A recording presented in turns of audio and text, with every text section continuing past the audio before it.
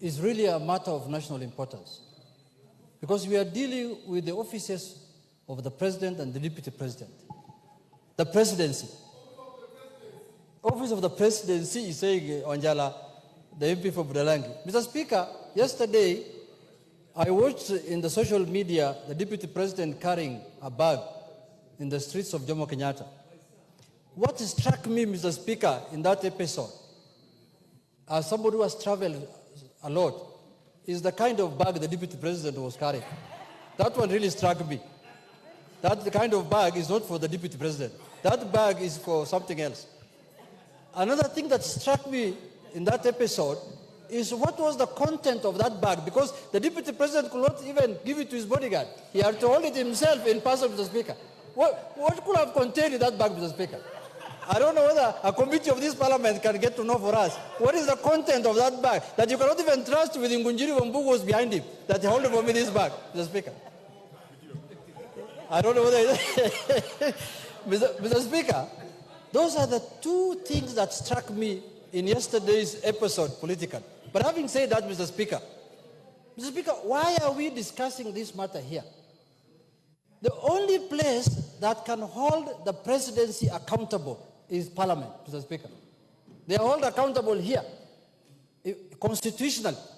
You know, Mr. Speaker, you can hold somebody accountable in the sense that if it is your responsibility to dismiss him from the job he has, then you are the only one who can hold him accountable. It is a clear provision in the Constitution that this is the house that can remove anybody who occupies those offices, Mr. Speaker, and you are a senior lawyer. Mr. Speaker, if what I am seeing, or this trend I am seeing continues, you know very well, Mr. Speaker, the Constitution says a state officer must bring honor, dignity, and respect to the office he's holding. Mr. Speaker, you cannot demean the office you are holding and you expect to attract dignity and respect. Mr. Speaker, let's call a spade a spade. If you want to politic, that is fine. If you want to go and talk in a church, in a public burial place, that is fine.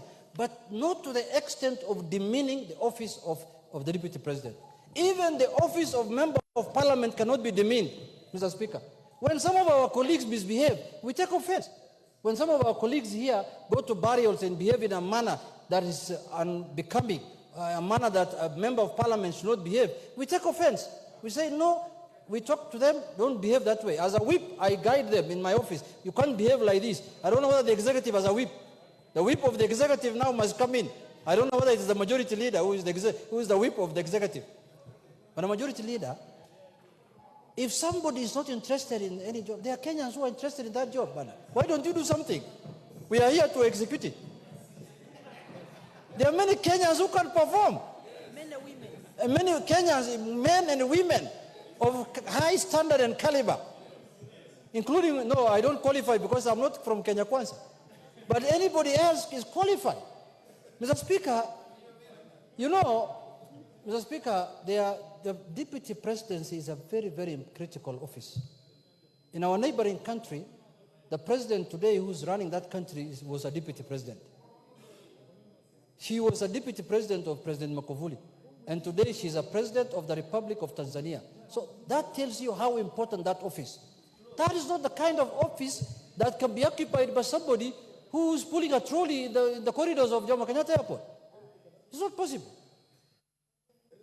So, Mr. Speaker, why we are talking as a parliament, because it is here that we discuss matters of concern to the people. And surely, Deputy President pulling a trolley is of matters of concern to the public. The discussion here is, why did he use the Kenya Airways, the public transport? That is neither here nor there.